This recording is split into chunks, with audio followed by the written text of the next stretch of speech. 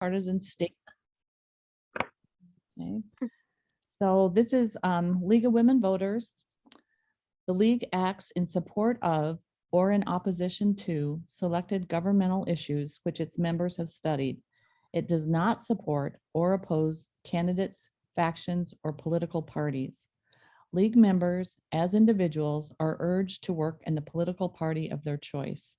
To protect the League's nonpartisanship policy, guidelines regarding the political activities of the Board of Directors are reviewed frequently. The League of Women Voters of Pullman is fully committed to diversity, equity, and inclusion in principle and practice. These concepts are central to our current and future success in engaging all individuals, households, communities, and policymakers in creating a more perfect democracy. We acknowledge and honor the first people of the Palouse region and their descendants, including our neighbors, the Nez Perce, Colville, and Coeur d'Alene tribes. And I'll turn it over to Paul. Okay, thank you all for attending. I will read the curriculum vitae for the speakers. Dr. Watson is currently a professor of applied economics at the University of Idaho. He conducts research on regional economic development, economic policy analysis, and general applied economics, and has published extensively on these topics. He has previously worked for the U.S. Department of Commerce and the U.S. Department of Agriculture, and has taught courses at the University of Idaho, Colorado State University, Washington State University, and the University of Cordoba in Spain. Dr. Nadreau, during the academic year, he serves as an assistant research professor at Washington State University's Impact Center. He is the managing editor of Washington's Agribusiness Status and Outlook Report, where he co-authors the Macroeconomic Outlook. He has been an instructor and curriculum designer in New York University's School of Professional Sciences. Currently, he consults on a range of regional economic development initiatives. He has completed studies on everything from Native American wines to electricity transmission to housing studies. Thank you, and you can go ahead with the first speaker. Okay, looks like it says host disabled participant screen sharing. I can fix that. Give me a moment. Great, thank you.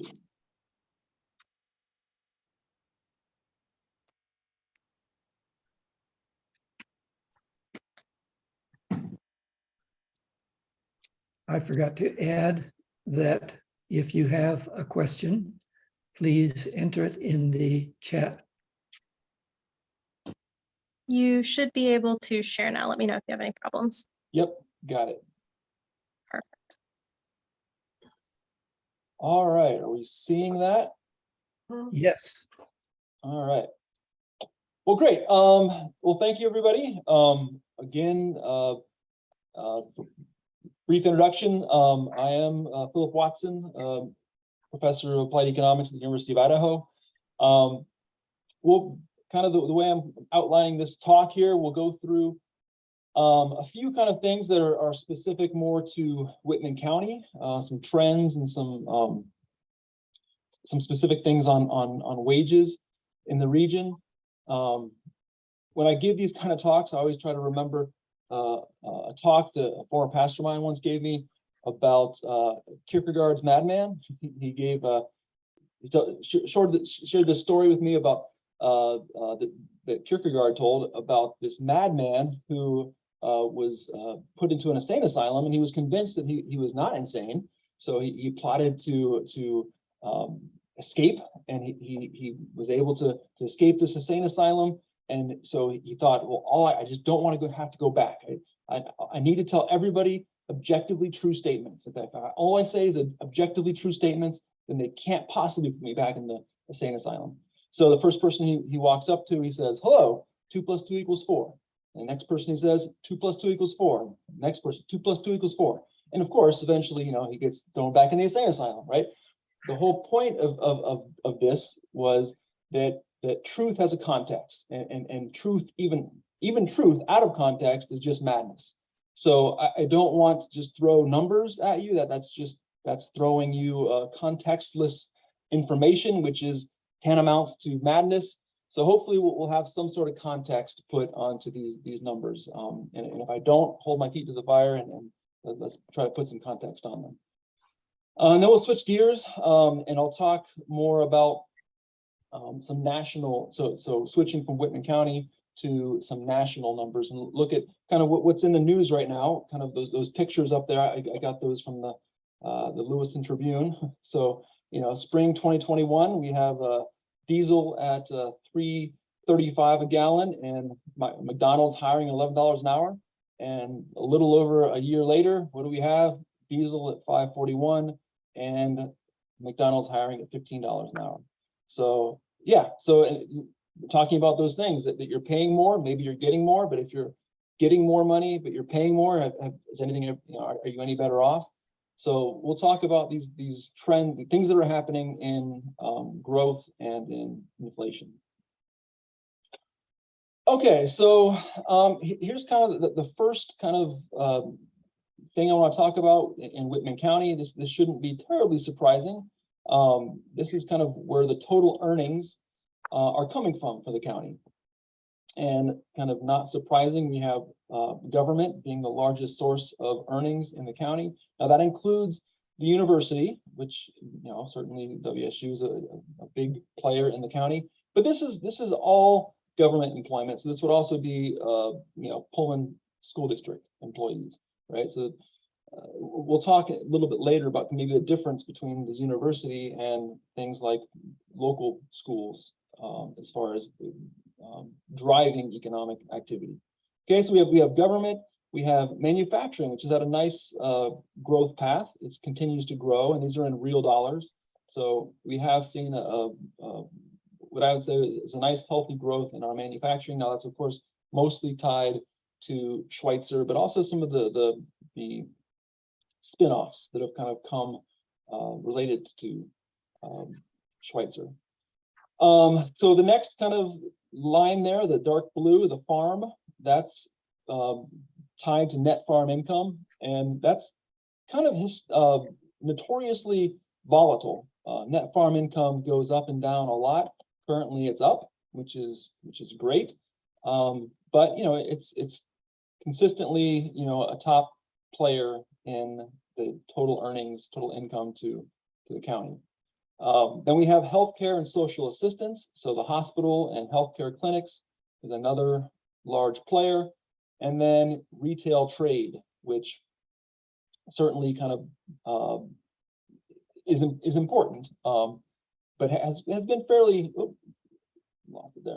fairly constant, and took a shot in 2020, but not terribly so compared to a lot of places in the country. Here's the unemployment rate for Whitman County. Again, historically, unemployment has been very low in Whitman County. We usually think about full employment, meaning that there's always going to be some people who are moving jobs. So you can't really think about ever getting zero unemployment. But we usually think about 4 to 5% unemployment as being considered full employment. So we've been in that range for pretty much every year except for 2020, when we had, of course, the shutdowns. And we saw the large spike there in April. And by December, we were back down towards the 5% level again. So unemployment, and then in 2021, it again has been back below 5. In 2022, back below the 5%. So those are promising and optimistic numbers that we're seeing there. Another trend that I think is important to keep in mind, that this is looking at commuter income. So the purple line there is income that is generated in Whitman County but goes out, and the green line is income that is generated outside of Whitman County, but comes in. So it's kind of useful to think of our two speakers here kind of represent these lines. So I work at the University of Idaho in Latah County, but I live in Whitman County. So I am on this green line. I'm representing money that's coming into the region. Whereas Tim there, he works in Whitman County and lives in Latah County. So he's a part of this purple line. So, and again, if you think about them together, as a region, then they cancel out and it doesn't really matter. But unfortunately, those borders do kind of matter for certain tax implications. And it's something to keep in mind. So the people kind of coming into bringing money in, like me, have kind of flattened off, and if anything, kind of on a downward trend, versus kind of the people who are living outside of Whitman County but working in Whitman County has continued to increase pretty substantially over the last decade or so.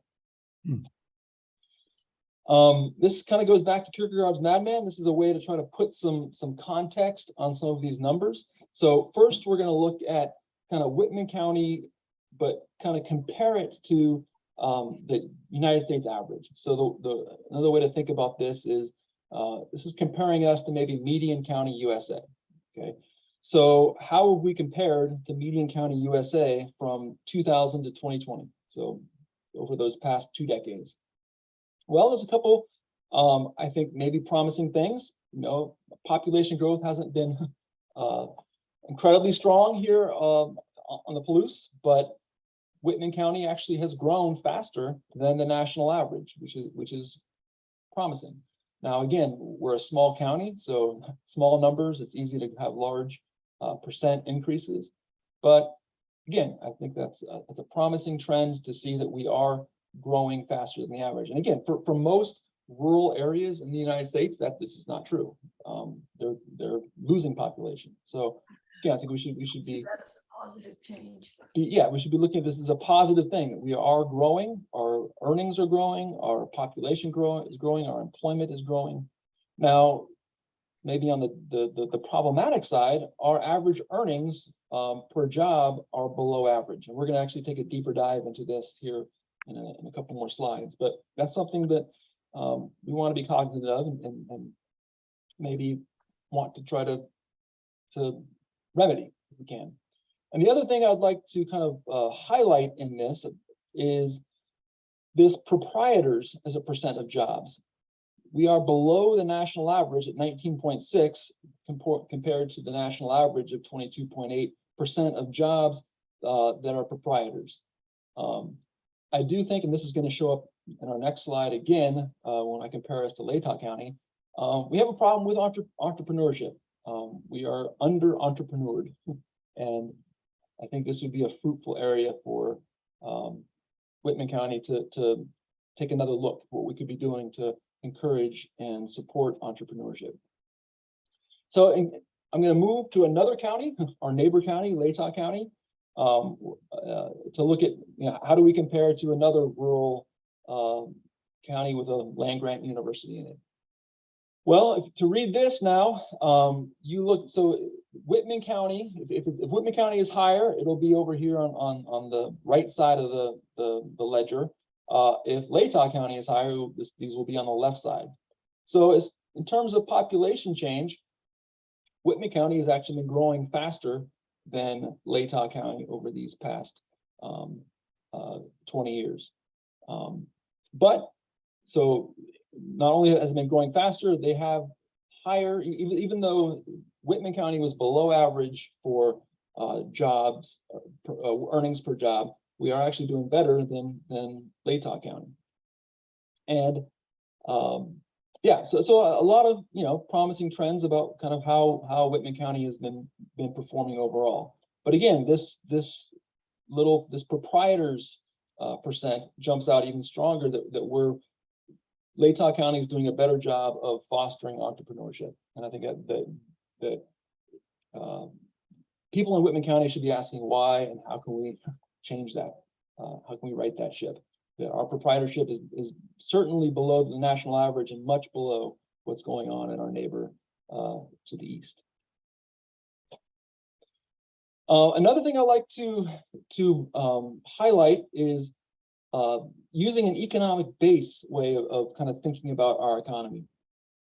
So economic base analysis is kind of a way that you model an economy, and you look at where dollars actually come into the economy. Okay, so you're literally saying, okay, what sector of our economy brought the dollar into the county, and then how many jobs does that dollar support across the entire economy? Okay, so for example, retail is a fairly large employer in Whitman County, but you can certainly imagine that those jobs are here because of another industry bringing money in, supporting jobs and people going and buying things. And if Schweitzer and the university left, then certainly retail jobs would have to leave as well.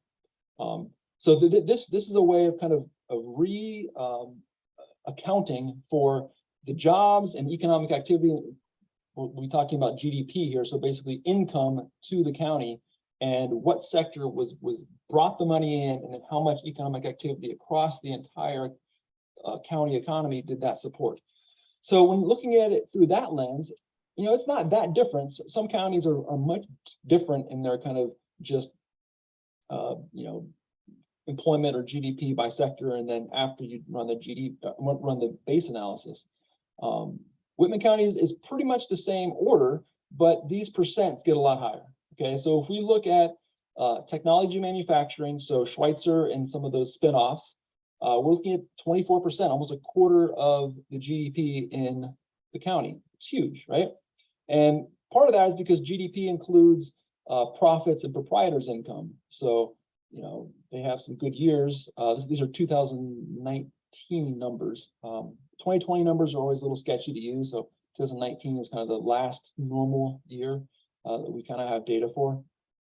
So yeah, we're looking at 24% of the total gross domestic product of the county kind of being tied. Again, that's not saying that Schweitzer and those technology manufacturing firms directly generate 24% of the GDP. But if you look at them bringing money in and then paying employees, and then those employees going and purchasing groceries and going to movie theaters and bowling at Zeppo's, when you take account for all of that, it's up to 24% of GDP.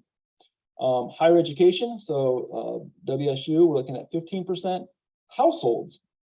So households themselves bring money in. It's not tied specifically to any sector directly. It's actually retirees or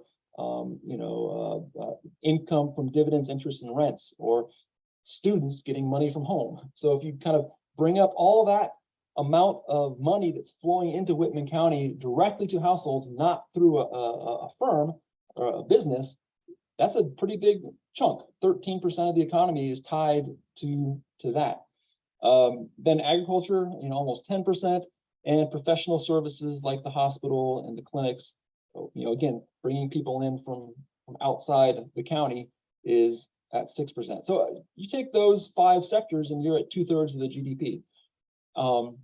And that's not, I would say, overly diverse. It's a fairly undiversified way to get to 2/3 of your economy. So that's not unusual for rural places. Rural places are oftentimes not that diverse. But just keep in mind that these 5 sectors really do drive 2/3 of the GDP of Whitman County. Okay, so the last thing I want to talk about that's specifically related to Whitman County are back to that wage differential. So the average wage, and I'm talking here about what's called the quarterly census of employment and wages from the Bureau of Labor Statistics. So there's different ways to measure wages. So you'll see different numbers. Really, it just comes down to what they're including. So this QCEW wage of average wage of $51,712, that does not include things like benefits that are on a job. You might see another number closer to 70,000 from the BEA, and that it does include kind of benefits and fringe on wages. So again, but as long as you're kind of comparing, the same numbers, they should be, it shouldn't bias the results here. So if we talk about QCW wages, we're at 51,712.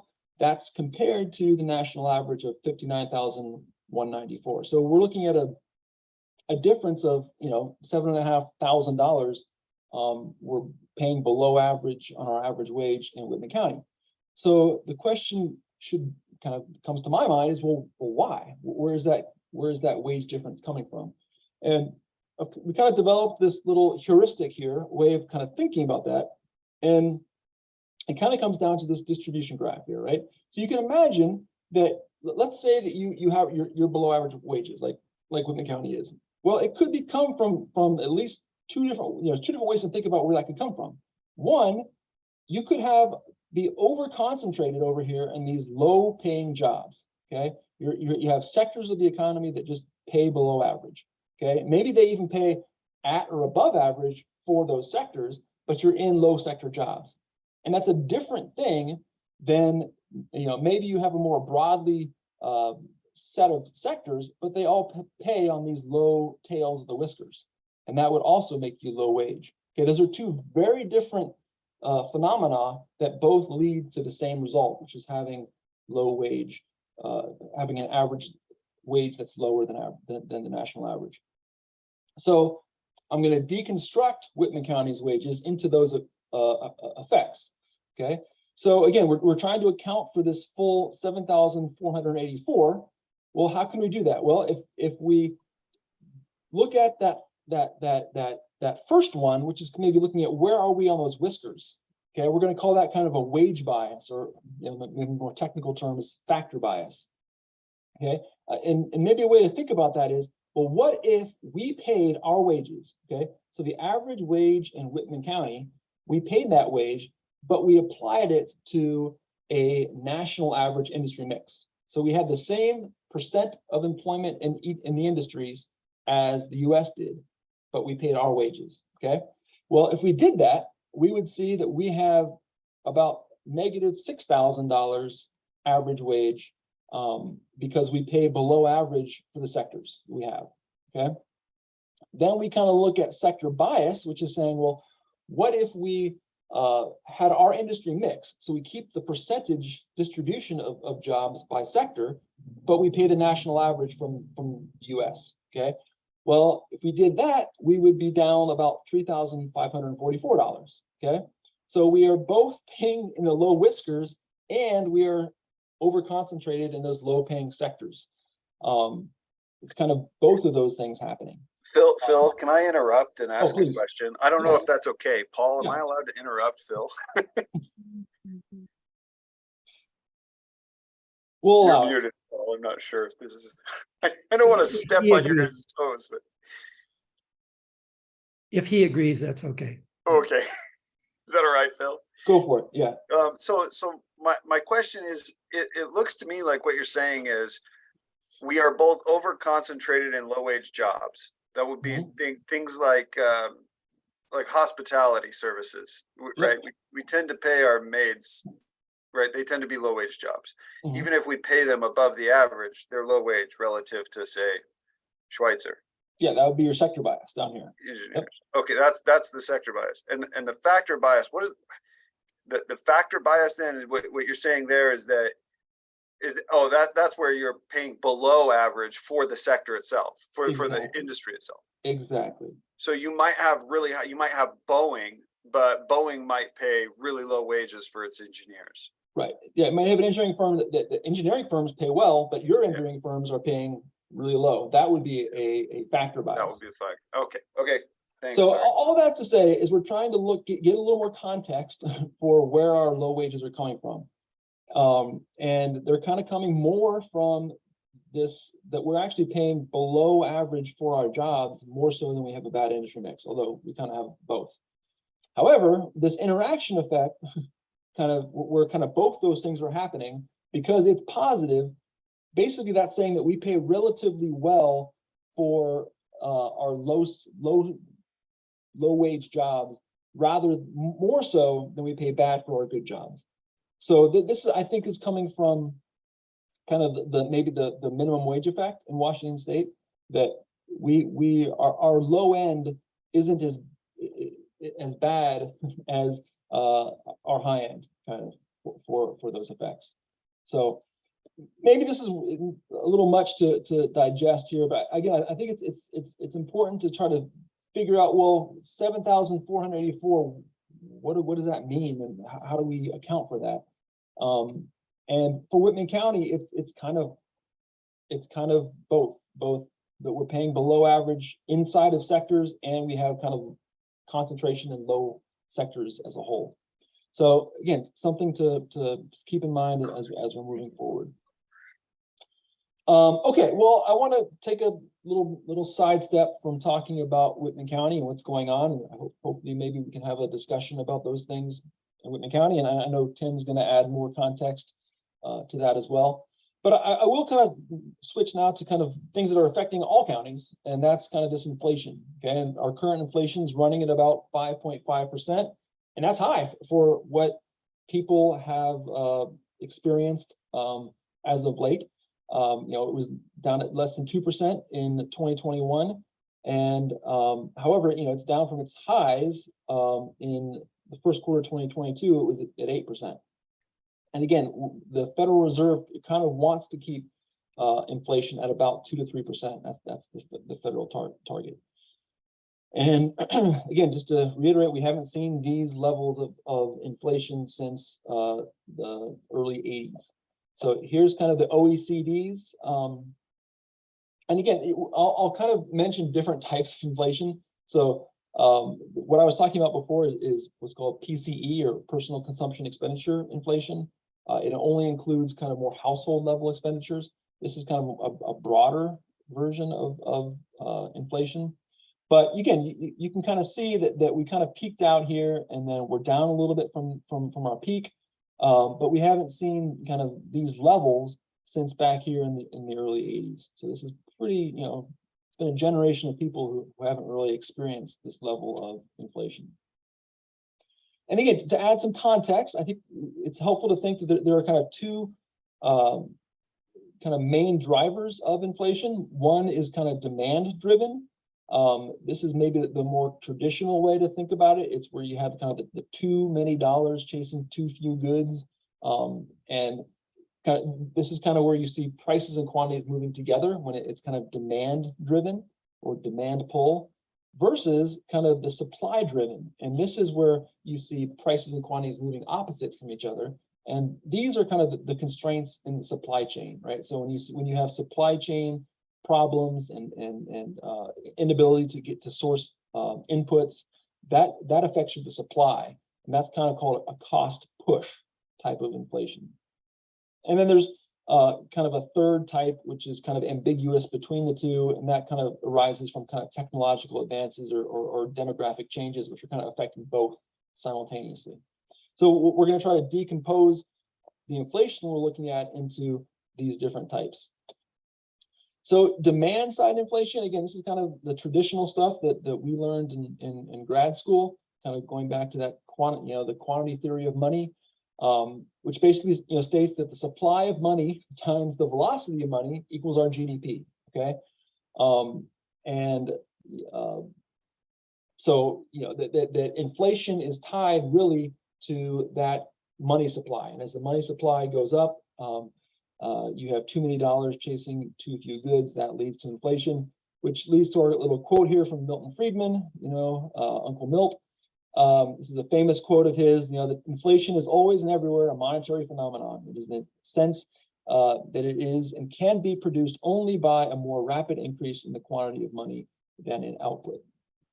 Okay, so this is kind of he's kind of saying that he thinks it's wholly a demand side phenomenon. But back to this idea of what we talked about here, is that we have this idea of the velocity of money and the supply of money, and those two together, combine to equal a GDP. So if the velocity of money, which is how fast money is moving between the sectors of the economy, okay, so how fast it transfers from me to a grocery store to a farmer to a fertilizer manufacturer, how fast those transactions are happening is the velocity of money. And you can see here in 2020, right, that just tanks. right? And so if GDP is equal to the interaction of the money, stock, sorry, the velocity and the stock, if the velocity goes down, then the Fed, one of the tools it has is to increase the supply to keep GDP constant. So here's, at the same time, kind of right after we had a tank in the velocity, you have this increase in the money supply to try to basically keep GDP constant. And where did that money go? Well, this is, I think, a really telling graph. This is disposable income growth across 3 different income groups. So the red line is the top 10% of earners. The blue line is the middle 40, and then the green line is the bottom 50. And as you can see, going back here to the 70s, most of the growth in disposable income has been to this top 10%.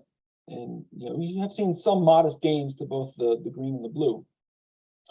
But it's important to know that the propensity to consume of this top 10% group is much lower than it is here. Okay, so if you get money, if you get income accrual to this top 10% group, they don't tend to spend a lot of that. They tend to save it and invest it.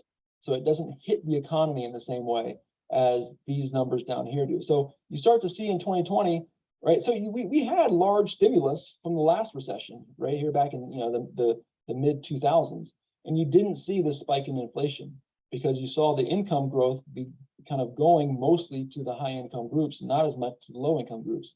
Versus that's very different here, where low income groups saw a huge spike in disposable income, at least for that initial stimulus. So that can be great, but again, if we're paying twice as much for our inputs and we're making twice as much, that kind of mitigates how much better off anyone is in that. But I think that explains a lot about kind of what we're seeing here. So that's kind of the demand side. On the supply side, again, we've heard lots of things about disruptions to the supply chain. That comes from the pandemic, that comes from a war in Ukraine. China has instituted a zero COVID policy. A lot of our, this has been talked a lot about, our silicon chips come from China, and they're kind of much more readily to shut down cities and states in China, which create kind of shortages on the inputs that we need in our economy. So most economists kind of think of the supply side as being more transitory, kind of less permanent than the demand side. But again, I think it's too early to know about that. So here is from the Federal Reserve San Francisco. Here is their breakdown of supply versus demand side inflation, and in the middle is the ambiguous. And again, you can see that we've had an increase in both the supply and the demand, but kind of in the of late more on the supply side than on the demand side, although they're both important. And if we look at just core inflation, which excludes fuel and food, again, kind of the same story, increase in both types of inflation, but even bigger gains on inflation driven by the supply side. So what's next? Well, that's always the hard question, right? Forecasting is notoriously difficult. There's always the joke that 9 out of the last 5 recessions were correctly predicted by economists. So, I mean, who knows, right? Who knows what's going to happen? But here's kind of what the talking heads are saying. So the International Monetary Fund is projecting slow growth, basically at about 2.7% in 2023. That's the weakest growth that we've seen in a long time. That's pretty anemic growth. Now, global inflation is supposed to peak. Basically it's supposed to have peaked, and the IMF at least is predicting that it will be back down to the 4% range by 2024. And the Fed is certainly increasing interest rates to try to curb inflation and bring some of that money supply back out of the economy. So here's OECD, another, again, their projection is we've already kind of peaked at our inflation, and we should be going down over the 2023 year to back to kind of even 3% by the fourth quarter of 2023. However, here's the big but. Basically, all of the inflation projections over the past year have been wrong and been overly optimistic. So Larry Summers has gone on record as saying the history of developed countries since 1970 is very discouraging about the prospects of bringing down 8% inflation quickly. Basically saying that these projections of everything being fine after, by the end of next year, he thinks are too Pollyanna-ish. We see other, so that it's hard to get that money supply, get that money out of the economy.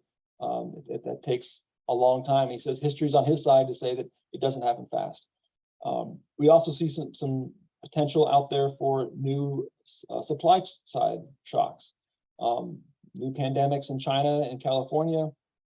So we have competing opinions, that one being that inflation will be transitory and be alleviated by the end of 2023. But certainly other opinions that inflation will take years to work its way out, and we'll probably be stuck with low growth and high inflation for at least the next few years. So with that lovely projection, I'll pass it on to Tim.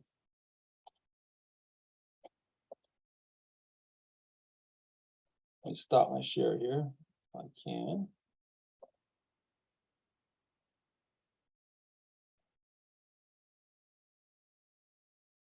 There we go.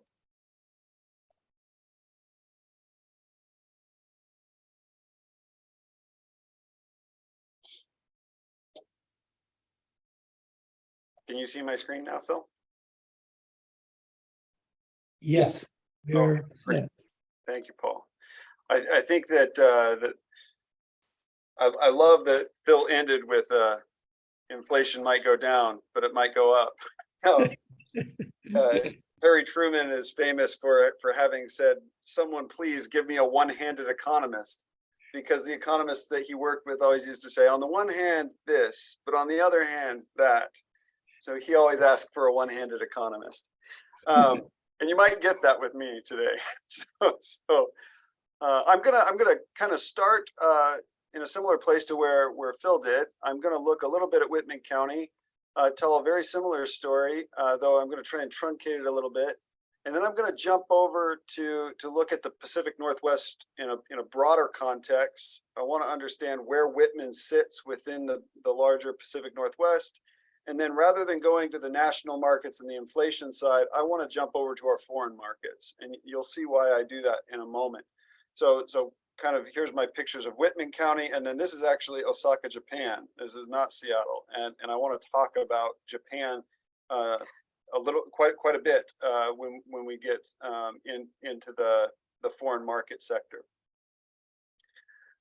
Okay, so a little bit of a data dump, but I've highlighted the things that I think are important here.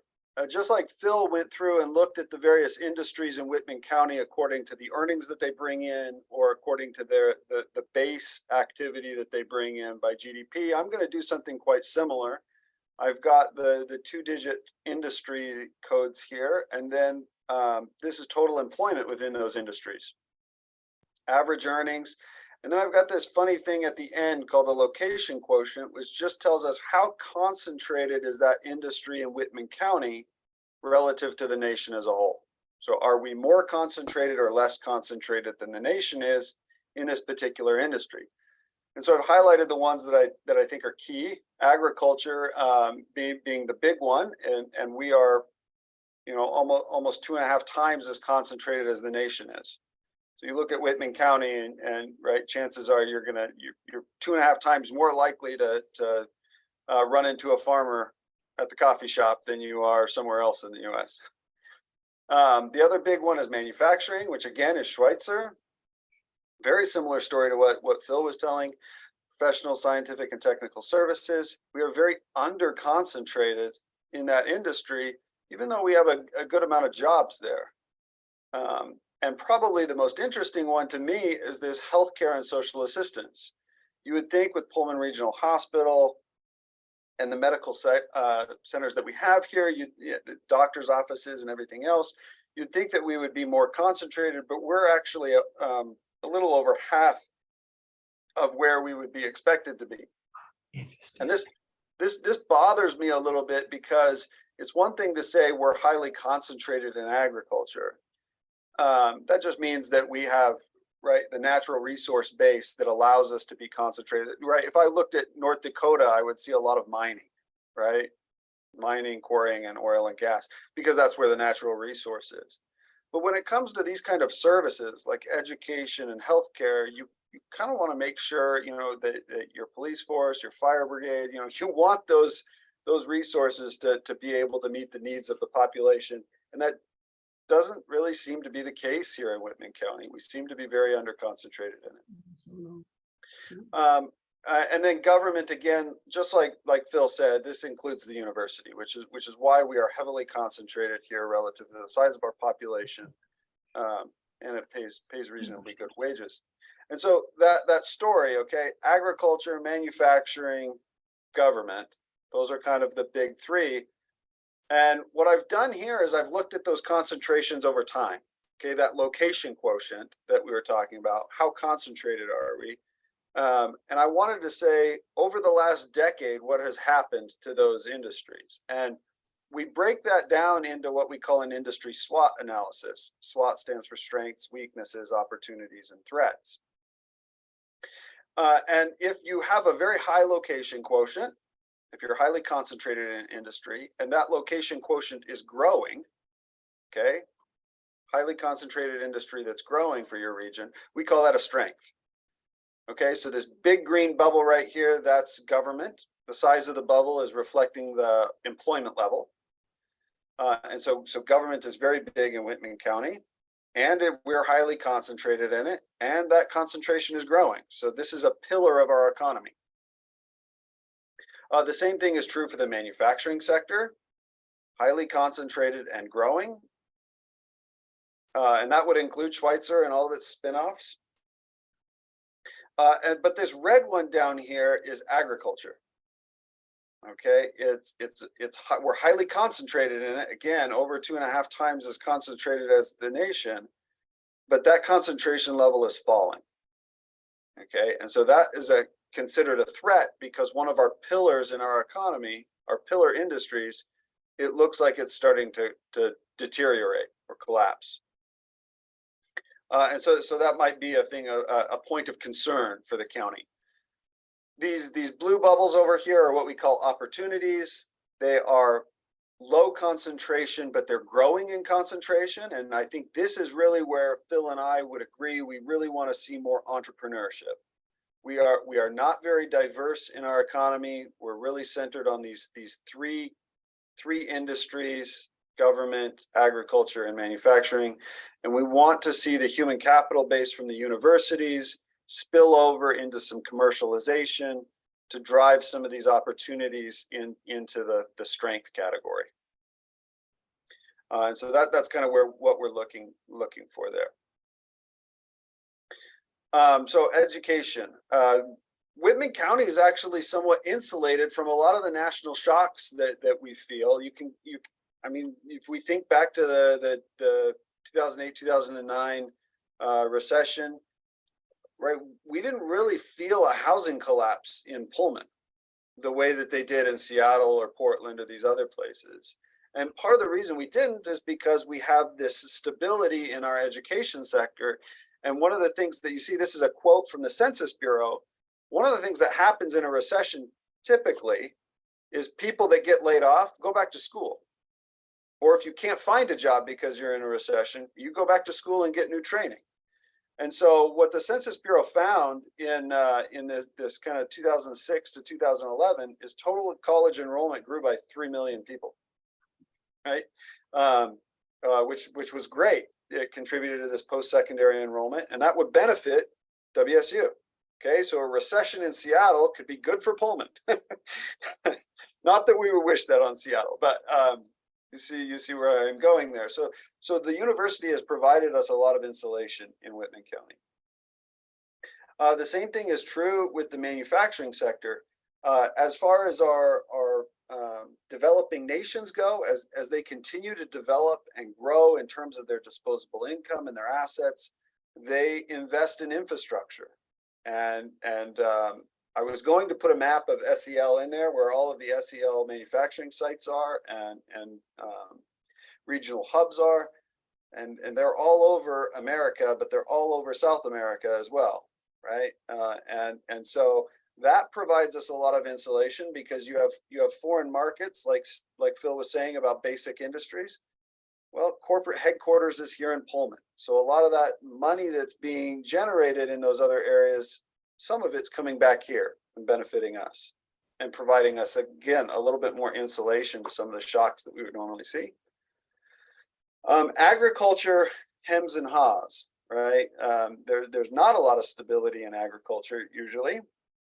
However, we have some specialized products in agriculture that we grow here: garbanzo beans, lentils, and the big one is soft white wheat, right? Even if you go over into Idaho and Montana, predominantly what they're going to grow is hard red spring wheat, which have very different characteristics. And the soft white wheat, if you've lived here for any time, you know that soft white wheat is what people want when they're making noodles. Lots of gluten. It's good for noodle manufacturing. And as a result, we export a lot of our goods abroad. And so that, again, brings more money into the economy. And I want to stop for a moment and have a little bit of a digression here on international trade and globalization. I feel like back in the 90s, it was kind of up in the air. People weren't sure if this trade thing was really going to be the blessing that we wanted it to be or not. However, there was kind of a consensus formed across the aisle. There was bipartisan support for trade. Bill Clinton is the one that signed NAFTA, even though George H.W. Bush was another champion of the NAFTA agenda. Obama was a big fan of TPP. He tried to push us through into the Trans-Pacific Partnership, which was a multilateral trade agreement. And so it's really spanned the aisles. George W. Bush, there was a big expansion of trade under W. So this was a bipartisan support for trade, and there have been large gains from trade. The nature of jobs shifted because of it. We did a lot less manufacturing, but a lot more engineering and design work, a lot more finance, and a lot of these other things. And so the nature of work shifted, but total employment expanded. And so I want to pause for just a moment here on my slides and show you volume of trade for Washington as a state. This is data and a report that's actually generated by the International Trade Administration for each state. And so I've got Washington pulled up here, but you can see from 2009 to 2021, we've kind of regressed, right? And a lot of this is probably due to, at least the 2020, 2021 is because of the pandemic. But overall, we're in decline. And that's a little bit of a concern as far as our exports not existing to bring money in. Then if you look at our imports do exceed our exports, which actually contributes a negative amount to our GDP in the region. But it's the volume of trade that I'm concerned about, right? And if you look at where our exports go to, China, Canada, Japan, Korea, and Mexico, that's who we export to. And if you look at where our goods come from, Canada, China, Japan, Vietnam, and South Korea. Okay, so the story is North America and Asia. That's what Washington leans on. Again, very, very similar to what you'd think, agricultural products, and I just lost the screen. Maybe we'll come back here. Oh, it reverted back to Alabama. Let's see if we can reload this really quick. Agricultural products, which is what we were talking about before. Transportation equipment, that's Boeing. Computer and electronics, that's Schweitzer and subsidiaries. And then processed food and then machinery. What do we import? Oil and gas. We don't produce it here, but we do import it. Transportation equipment, other manufactured goods, and electronics. And I think that's really, I think that really the story that I'm trying to tell here is the importance of our foreign markets. And Washington is really dependent in a lot of ways on those foreign markets. And we've benefited from that trade, right? All of the equipment that we're having this conversation on right now might have been developed here, but it was produced somewhere else. We are reaping the benefits of international trade here tonight. So I want to get in and look at the Pacific Northwest generally. So this is Washington, Idaho, and Oregon. And this is just our foreign exports of agricultural products that get exported by continent. And so when you look at this, Africa, Asia, Australia, Europe, North America, and South Central America. I mean, Asia is far and away our largest market for agricultural goods. This is where our products go. Only 10% of Washington's wheat gets processed in state. 90% gets exported to Asia.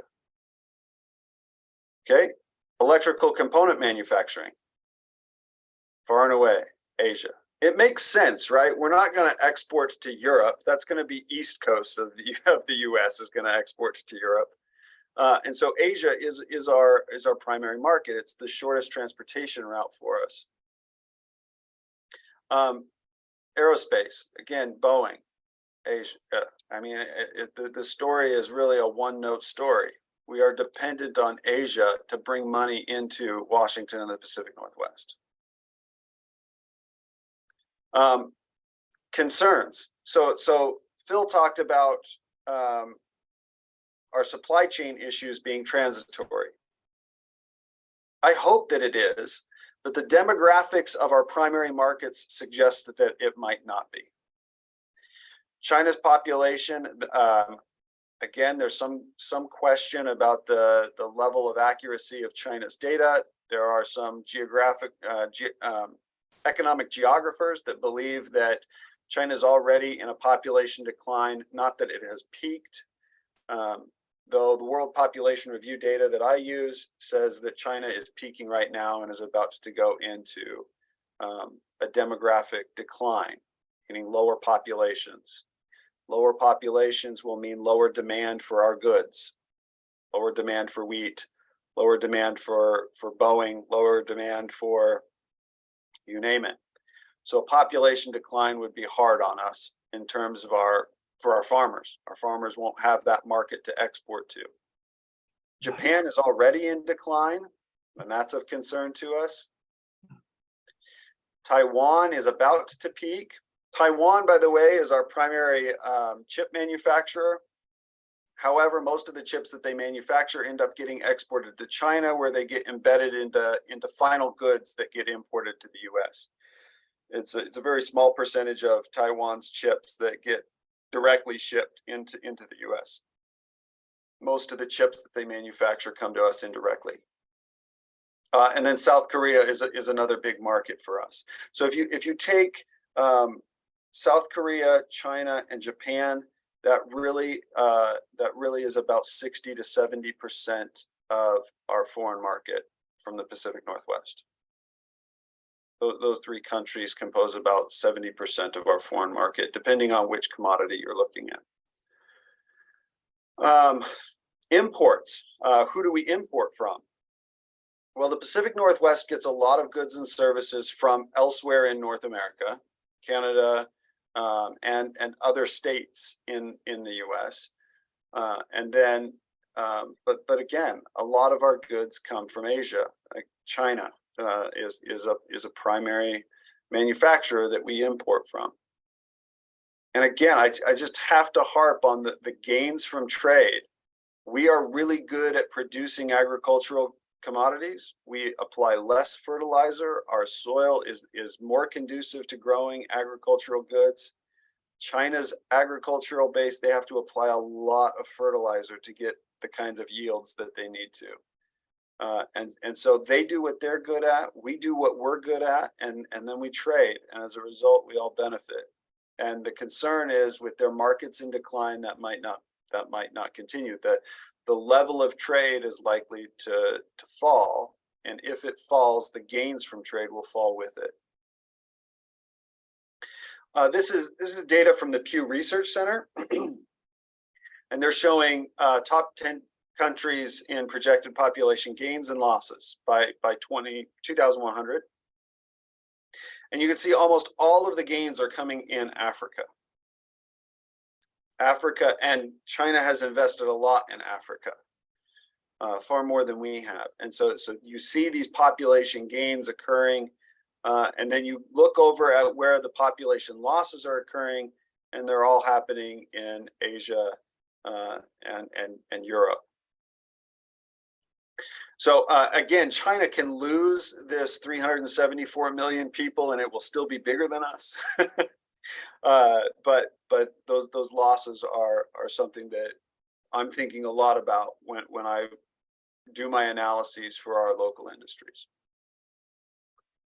So here are the conclusions I get from looking at this data. One, we need to diversify our industry mix. Again, this goes back to what Phil was saying. We need more entrepreneurs. We have the intellectual capacity between our two universities to be doing a lot more. And that commercialization process is not refined well yet. But if you look at places like Stanford, right, they are really good at commercialization, and we need to get there. We need to expand our foreign markets. So we have to expand beyond these countries that are seeing this population decline. Vietnam and the Philippines and some other places, we need to start looking for those other markets that are having a growth trajectory, and we need to start building out those markets now, before we see China and Japan in these large population declines. Also, I don't think we can rely too much longer on our historic pillars, right? Because of those demographic shifts that are happening in Asia. I'm not sure that we can depend on those. It's unclear to me if this current kind of downturn that we're experiencing in our economy is going to result in increased enrollments this time. Enrollments are down at WSU, even though they're up at the U of I. The down enrollments at WSU are of concern to, I think, a lot of professors, a lot of departments. We had on average 30 PhD students a year when I was in the PhD program. Last year, this is just in the econ department. Last year we had 6 students. And a large portion of that was because we lost our foreign students.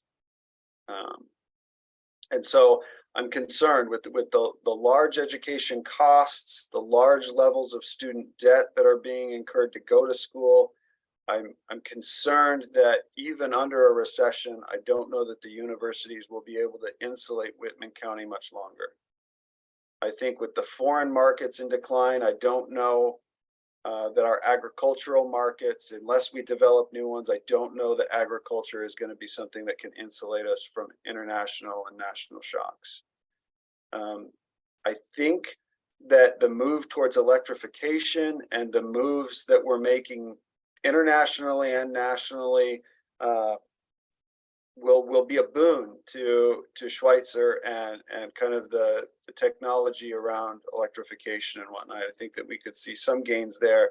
And so that pillar is one that we really need to lean into, I think, in a large way. But that's what I've got. I'm happy to take questions at this point or have discussion.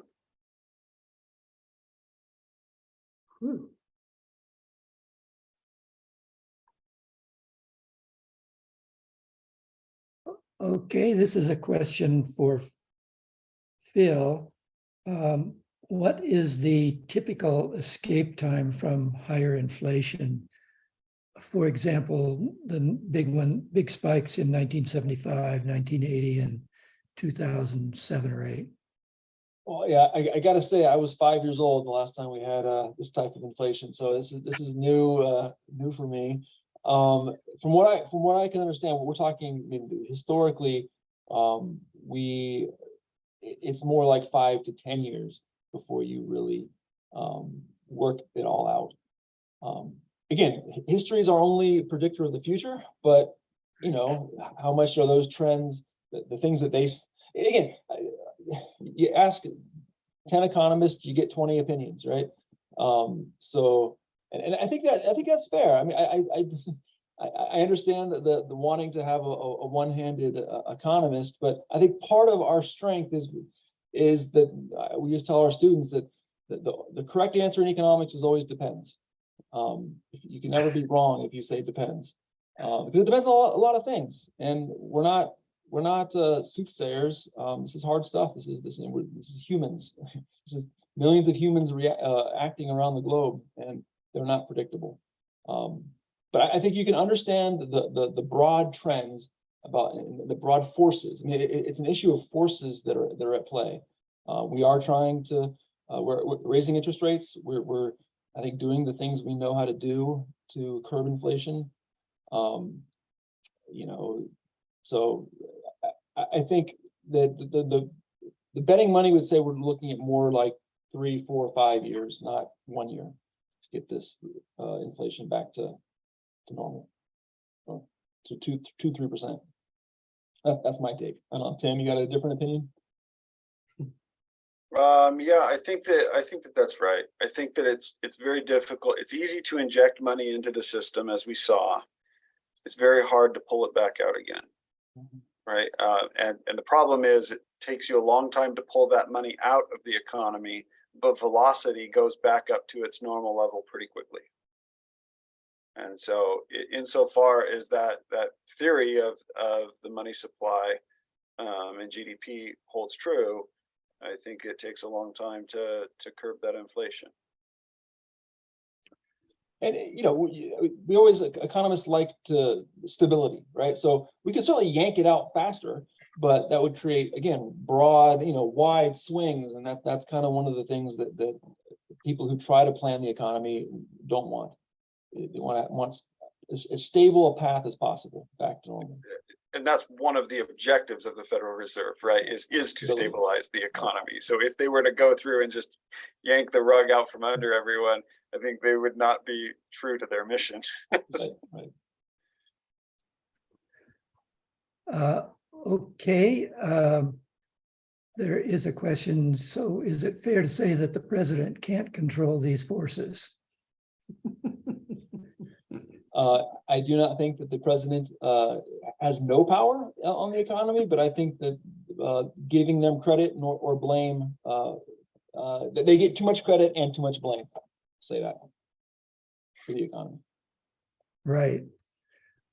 How about, are there any entrepreneurship training programs at WSU and at the University of Idaho to get things going, like new Schweitzer labs, etc.? So I can speak to WSU. I know that the College of Business at WSU does have an entrepreneurship program. They have one. I don't know if you're required to be a WSU affiliate. I'm not sure, but they have a program called WESCA. I can't remember exactly what it stands for, but it's their entrepreneurship class, and it's run by. I know that Marie Mays is associated with it, and there are a few other folks, and I think that they're trying to move in that direction. Part of the problem is the tech transfer and commercialization at both universities are a little bit behind the times. I know that University of Wisconsin-Madison, Stanford that I mentioned, and others are very proactive about that process and making sure that their professors are well rewarded when that takes place. So they're actively encouraging it, where I don't want to speak out of turn, but it seems at least in the limited experience I have, the universities here tend to be more concerned about the intellectual property rights and getting their pound of flesh first. Yeah, and I'd also like to add too, I think the city, I think this is kind of, the universities have a role for this for sure, but I think the cities, the counties have a role for this. I mean, I think we are kind of behind the times for having business incubators in either certainly in Pullman. I know, I think there's a chance for Avista, those kinds of organizations that do community development, to kind of partner with the counties, the cities, the universities, to get some business incubators, you know, to have it be a low cost for a business to start up and to fail and not fail bad, and they, you know, lose their entire life savings, but they fail, or they make it and they have a small investment in an incubator that the county helps support. I think those kinds of things could really go a long ways, and helping people write business plans. I mean, a lot of businesses fail because they don't have a good business plan. And it was pretty obvious to 90% of the people that they would fail. So I think it's certainly something that this region can do better. I know the Port of Whitman does have some efforts in that, but it isn't from the technology end, it's from the land availability and building availability and so on. Let's see. This is a question about the paying below average for jobs in Pullman and Moscow. Could that be partly because the cost of living overall is less here than Stanford, New York City, Chicago, etc.? Yeah, for sure. That would be a big factor in that. You know, although when you look at the actual kind of numbers, and they don't do it for every place, but they do it for all the MSAs and metropolitan statistical areas.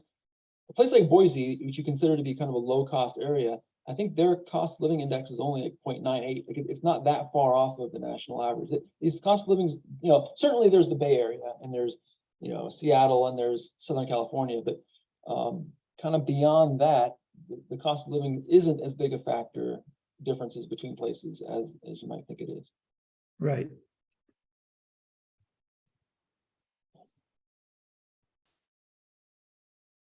Okay, let's see.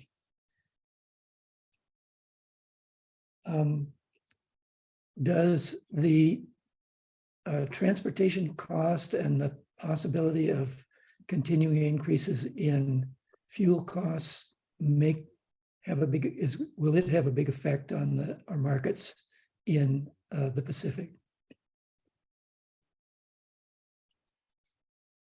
I get you, Tim. Okay, yeah, I'll take it. Yes, they will. So higher fuel costs obviously will feed into everything that gets transported. I have a colleague who raises sheep, and transporting his sheep has gotten, and transporting his wool has gotten so expensive that he's kind of stuck in a holding pattern right now. But aside from that, I would say that there has been a lot of infrastructure that's been built, and so transportation costs in real terms have come down dramatically. And so that infrastructure is important. But if you actually kind of take a look at the U.S. and just overlay the road networks on top of it, the Pacific Northwest, in fact, everything, what is it, Phil? Everything west of the 100th meridian or something like that is just, there are practically no roads. And so transporting stuff by truck is always expensive. Transporting by plane is expensive, but transporting by water is the most efficient thing that we have right now. And we do have some pretty good waterways around here. But yeah, I think that our transportation infrastructure in the West is extraordinarily lacking. It is easier for me to get from Moscow, Idaho to Seattle than it is for me to get from Moscow, Idaho to Boise. Right? Seattle is the de facto capital of North Idaho, and that's extraordinarily bizarre. And a lot of it has to do with our poor transportation infrastructure. So yeah, I think all of those things, fuel prices and transportation networks are definitely things that are causing a persistence in the supply side of inflation. But you're right, Tim, that going over, like in a shipping container overseas on a barge or on a boat, it's surprisingly cheap. Yeah, per, yeah, it per is. pound. I was actually, I saw a study. So you think about, local. There was a study done in London looking at the carbon footprint, which is just basically related to the how much fuel it took to produce that sheep and get it to market. Fuel from like Sussex, like a county over in England, that it had like a 5 times the carbon footprint as lamb brought from New Zealand into to London. And that's all because you're producing large amounts of lamb in New Zealand and then putting it into large shipping containers. So on a per pound basis, it had hardly any carbon associated with a pound of versus, dozens of trucks carrying 10 pounds of lamb all around, suburban London. So these things are not as, it's not as obvious sometimes as things like food miles should be a measure of cost and of carbon, and it actually doesn't work that well oftentimes. Yeah, and if you think about the road infrastructure that it takes, right? Like you don't have to, how much concrete and asphalt and stuff do you have to produce and then pour down, and then you have to repair it all the time, right? Whereas oceans, right, you don't have to do that. Our waterways are surprisingly cheap to maintain. Oceans are surprisingly cheap to send a boat across, right? Because you're not constantly having to repair that infrastructure. And there's actually cement and concrete is extremely detrimental to the environment in terms of the emissions that it generates. Yes. Okay, one more question for Phil. When you gave the figures for average wage, was that per family or per adult or per person? So that was per job. And so basically it was calculated simply by taking the total QCW wages divided by the total number of jobs in the region. But again, those numbers, you always have to, like, wage numbers and job numbers are difficult because some of the jobs include, like Tim's number on agriculture. Those numbers actually aren't even in the QCW. They don't, agriculture is not really part of that data set. Proprietors, right? So a lot of data sets include proprietor earnings as part of the wage. So it depends on the data set. But the data set I was using was from the BLS. It's called the Quarterly Census of Employment and Wages.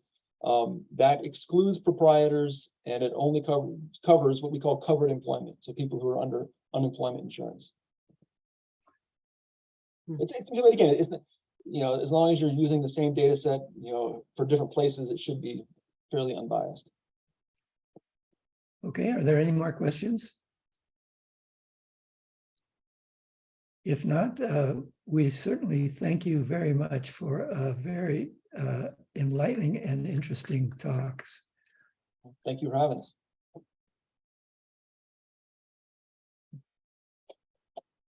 Okay, that's it for tonight. Thanks a lot for coming, all attendees. Thank you. Good night.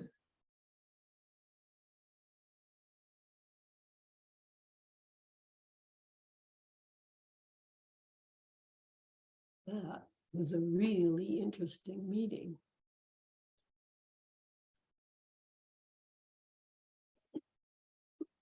You're